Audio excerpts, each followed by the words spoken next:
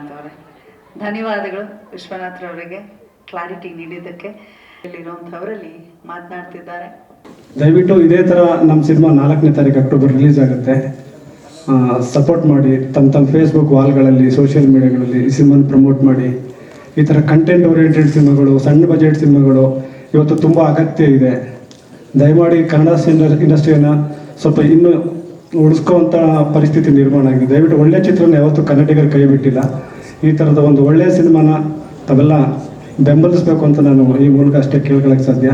ಕಥೆನ ಸಾಮಾನ್ಯವಾಗಿ ಯಾವುದೇ ಡೈರೆಕ್ಟರ್ ಬಿಟ್ಕೊಡಲ್ಲ, ಬಟ್ ನಾನು ಕತೆ ಏನಂತ ನಿಮ್ಗೆ ಹೇಳ್ತೀನಿ. ಕತೆ ಏನಂದರೆ, ಇದು ಒಂದು ನಗರ ಪ್ರದೇಶದಲ್ಲಿ ನಡೆಯುವಂಥ ಕತೆ. ಒಬ್ಬ ತಂದೆ, ಆತ ಬೇಜವಾಬ್ದಾರಿ ಆದಂಥ ವ್ಯಕ್ತಿ, ಕುಡಿತಕ್ಕೆ ದಾಸನಾಗಿರ್ತಾನೆ. ತಂದೆ ಆದಂಥ ಒಂದು ವೈಯಕ್ತಿಕ ಕಾರಣ ಅಥವಾ ಕೌಟುಂಬಿಕ ಕಾರಣದಿಂದ. ಹಾಗಾಗಿ ತಂದೆ ಮಕ್ಕಳ ಒಂದು ಬದುಕಿನ ಮೇಲೆ ನಡೆಯುವಂಥ ಒಂದು ವೈರುಧ್ಯಗಳು, ವ್ಯತ್ಯಾಸಗಳನ್ನು ನಾನು ಈ ಚಿತ್ರದಲ್ಲಿ ತೋರಿಸಕ್ಕೆ ಹೊರಟಿದ್ದೀನಿ. ಎಲ್ಲ ಪ್ರೋತ್ಸಾಹಿಸಬೇಕು. ಒಂದು ಮಕ್ಕಳ ಚಿತ್ರ ಅಂತ ನಮ್ಮ ಮಹೇಶ್ ಅವರು ಬಂದು ಹೇಳಿದಾಗ ಸಬ್ಜೆಕ್ಟ್ ಭಾಳ ಚೆನ್ನಾಗಿತ್ತು, ಸರಿ ಮಾಡೋಣ ಅಂತ ಹೇಳಿದ್ರು. ಪ್ಲಸ್ ನಮ್ಮ ರುಕ್ಕೋಜಿ ಅವ್ರದ್ದು ತುಂಬ ಇದರಲ್ಲಿ ತುಂಬ ರೋಲ್ ಇದೆ, ಮೇಯ್ನ್ ಅವರೇ. ಎಲ್ಲರೂ ಪ್ರೋತ್ಸಾಹಿಸಬೇಕು ಅಂತ ಕೇಳ್ತೀನಿ.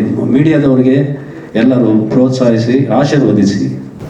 ನನಗೆ ರಾಜಗೋಪಾಲ್ ಅವರು ಒಂದು ಮಕ್ಕಳ ಸಿನಿಮಾ ಮಾಡೋಣ ಅಂತ ಹೇಳಿದ್ರು. ಆಯ್ತು, ನೀವು ಹೇಳಿದ್ರೆ ಏನು ಬೇಕಾದ್ ಮಾಡೋಣ ಅಂತೇಳಿ ನಾನು ಇದಕ್ಕೆ ಪ್ರಸ್ತಾವ ಕೊಟ್ಟೆ. ನನಗೆ ಸಿನಿಮಾ ಬಗ್ಗೆ ಅಷ್ಟೇನು ಗೊತ್ತಿಲ್ಲ. ರಾಜಗೋಪಾಲ್ ಏನು ಹೇಳ್ತಾರೆ ಅದು ನಾನು ಮಾಡೋಕ್ಕೆ ಸಿದ್ಧ ಅಂತ ಮಾಡಿದ್ದೀನಿ. ಜೊತೆಗೆ ಮಾತಾಡ್ತೀನಿ ಅಂತ ಹೇಳಿದ್ದೀರಾ. ಸಿನಿಮಾ ಸ್ಕೂಲ್ಗಳಲ್ಲಿ ಕೂಡ ಪ್ರದರ್ಶನವಾಗುವಂತಾಗಲಿ ಅಂತ ಹಾರೈಸ್ತಾ ಕಾರ್ಯಕ್ರಮಕ್ಕೆ ಆಗಮಿಸಿರುವಂತಹ ಗಣ್ಯಮಾನ್ಯರಿಗೆ ಈಗ ಗೌರವ ಸಮರ್ಪಣೆ ಮಾಡುವಂತಹ ಸುಸಮಯ. ದಯಮಾಡಿ ನಿರ್ಮಾಪಕರಾದಂತಹ ರಾಜಗೋಪಾಲ್ ಅವರು, ವಿಜಯ್ ಕುಮಾರ್ ಅವರು ನಿಜಕ್ಕೂ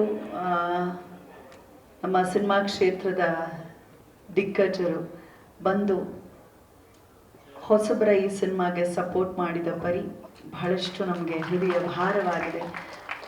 ನಿಮ್ಮ ಈ ಒಂದು ಸಹಕಾರಕ್ಕೆ ನಾವು ಸದಾ ಋಣಿಗಳು ಅಂತ ಹೇಳ್ತಾ ಧನ್ಯವಾದಗಳು. ಹಂಸಲೇಖ ಸರ್.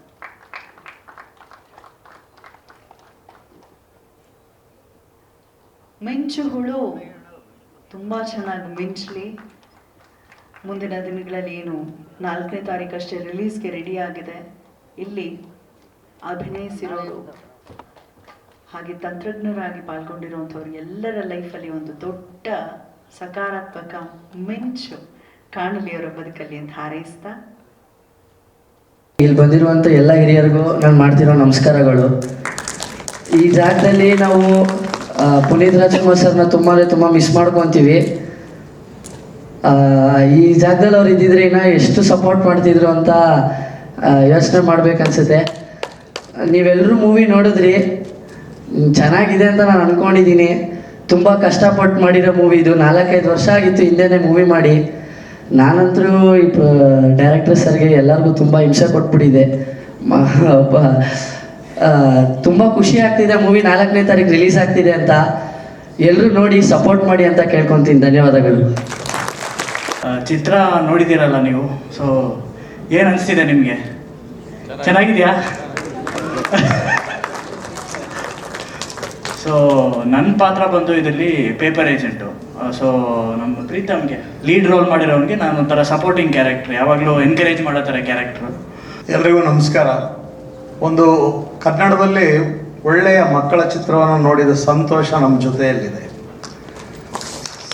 ಸಾಮಾನ್ಯವಾಗಿ ಮಕ್ಕಳ ಚಿತ್ರಕ್ಕೆ ಬಂಡವಾಳ ಹೂಡೋರು ಅಥವಾ ಅವುಗಳನ್ನು ನಿಲ್ಲಿಸಬೇಕು ಅಂತ ತೊಡಗೋರು ತುಂಬ ಕಡಿಮೆ. ಆ ಹಿನ್ನೆಲೆಯಲ್ಲಿ ನಾನು ವರದರಾಜ್ ಅವರನ್ನ ಮತ್ತು ರಫೀಕ್ ಅವರನ್ನ ಮತ್ತು ಇವರೆಲ್ಲರಿಗೂ ಹಿನ್ನೆಲೆಯಾಗಿರುವಂಥ ಗೆಳೆಯರಾದ ದೊಡ್ಡ ಹುಲ್ಲೂರು ರುಕ್ಕೋಜಿ ಅವರನ್ನು ಮೊದಲಿಗೆ ಅಭಿನಂದಿಸಲಿಕ್ಕೆ ಇಷ್ಟಪಡ್ತೇನೆ.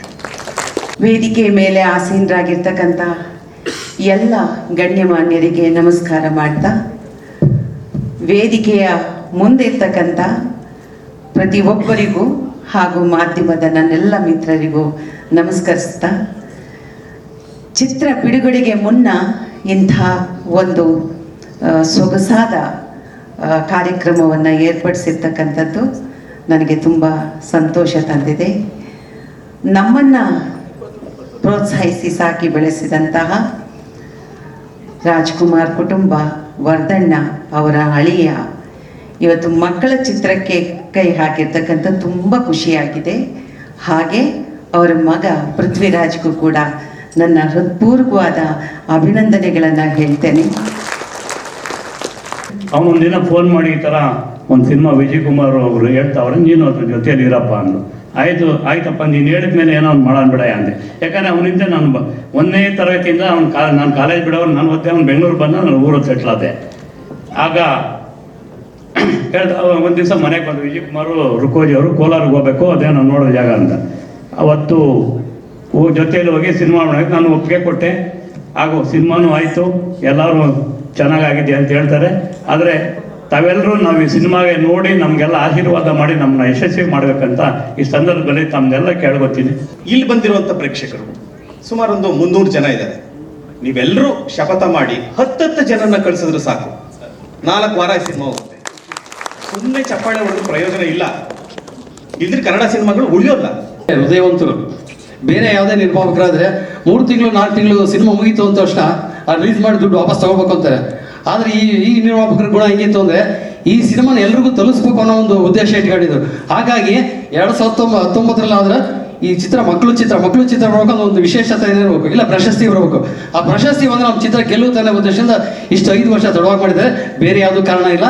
ಅದಕ್ಕೆ ಕಾರಣ ಸರ್ಕಾರ ಅಂತ ಹೇಳ್ತೀನಿ. ಯಾಕಂತೀರಾ, 2019 ಇಲ್ಲಿವರೆಗೂ ಪ್ರಶಸ್ತಿ ಸಿನಿಮಾಗಳು ನೋಡಿಲ್ಲ, ಸಬ್ಸಿಡಿನೂ ಕೊಟ್ಟಿಲ್ಲ. 20 ಕೊಡ್ತಾರೆ, 21 ಕೊಡ್ತಾರೆ, 23 ಕೊಡ್ತಾರೆ ಅಂತ ನಾವು ನಿಧಾನಕ್ಕೆ ಇರುತ್ತೆ. ಆದರೂ ವಿಜಯ್ ಕುಮಾರ್ ಅವರು, ಹೊಸಕೋಟೆ ರಾಜ್ಕುಮಾರ್ ಅವರು ಏನು ಹೇಳಿದ್ರು, ನಮ್ಮ ಸಿನಿಮಾ ಪ್ರಶಸ್ತಿ ಬಂದ್ಮೇಲೆ ಹೇಳ್ಬೇಕು ಅಂತ ಹೇಳಿದ್ರು. ಆಸೀನರಾಗಿರ್ತಕ್ಕಂಥ ಎಲ್ಲ ಗಣ್ಯಾತಿ ಗಣ್ಯರೇ, ಒಂದು ಸಣ್ಣ ಕಥೆ ಹೇಳಿ ನನ್ನ ಭಾಷಣ ಪ್ರಾರಂಭ ಮಾಡ್ತೀನಿ. ಇದೇ ರೀತಿಯಾದಂಥ ಒಂದು ವೇದಿಕೆ ಇತ್ತು. ವೇದಿಕೆಯಲ್ಲಿ ಮೈಕ್ ಕೊಟ್ಟು ಮಾತಾಡಿ ಅಂತಂದ್ರು. ಮಾತಾಡಿದಾಗ ನಾನು ಕೂತಿ ಮಾತಾಡಿದೆ.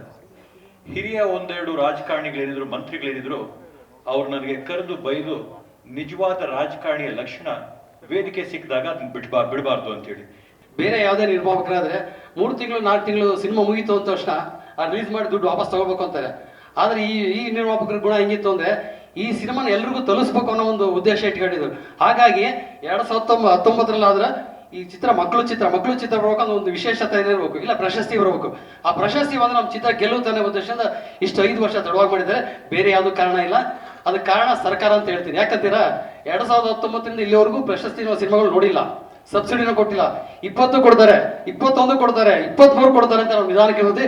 ಆದರೂ ವಿಜಯ್ ಕುಮಾರ್ ಅವರು, ಹೊಸಕೋಟೆ ರಾಜ್ಕುಮಾರ್ ಅವರು ಏನು ಹೇಳಿದ್ರು, ನಮ್ಮ ಸಿನಿಮಾ ಪ್ರಶಸ್ತಿ ಬಂದ್ಮೇಲೆ ಹೇಳ್ಬೇಕು ಅಂತ ಹೇಳಿದ್ರು. ಧರಿವೇಲು ಸರ್ ಅವರು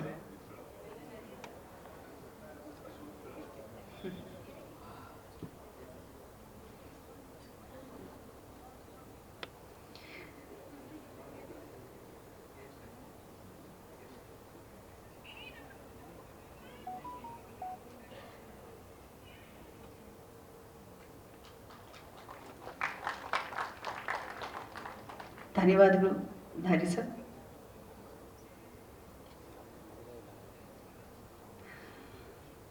ಹಳಬರು ಹೊಸಬರು ಅನ್ನೋ ಭೇದ ಭಾವವಿಲ್ಲದೆ ಧರಿ ಸಂಸ್ಥೆ ಎಲ್ಲರನ್ನ ಕೂಡ ಕೈ ಹಿಡಿದು ನಡೆಸ್ತಾ ಬರ್ತಾ ಇದೆ ಅವರದೇ ಆದ ಸ್ತರದಲ್ಲಿ. ವಿಶೇಷ ವಂದನೆಗಳು ಧರಿ ಸಂಸ್ಥೆಯ ಮುಖ್ಯಸ್ಥರು ಲಹರಿವೇಲು ಸರ್ಗೆ,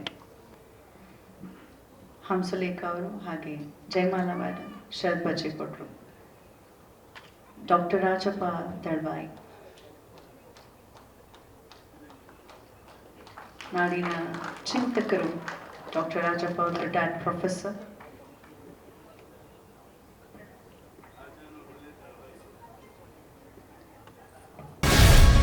ಗ್ಯಾರಂಟಿ ನ್ಯೂಸ್, ಸುದ್ದಿ ಖಚಿತ, ನ್ಯಾಯ ನಿಶ್ಚಿತ.